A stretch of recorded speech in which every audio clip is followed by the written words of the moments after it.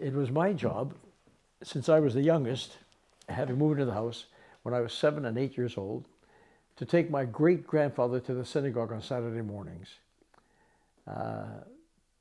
He was, at that time, I don't think he was more than maybe 75, but a 75-year-old man in those days was 100 years old in modern, if you want to extrapolate it to what it would be today.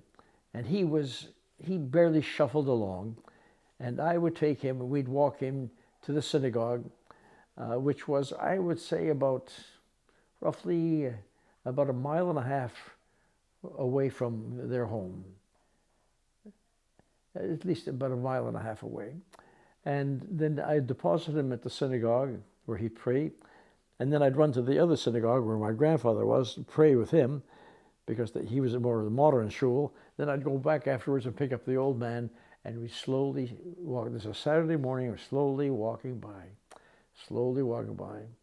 We never talked the whole morning, but as we crossed the streetcar tracks, and he had less than 1/2 mile to go on his own, he didn't need me at that point, and he would turn to me and he'd say, Geishan, go already. He didn't need me. He could make it the rest of the way himself.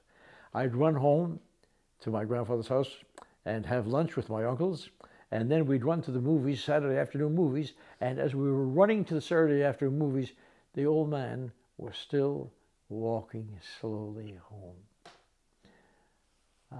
When you think about it, it was quite a sight, and as you think about it, you get emotional thinking about this old man and how they lived.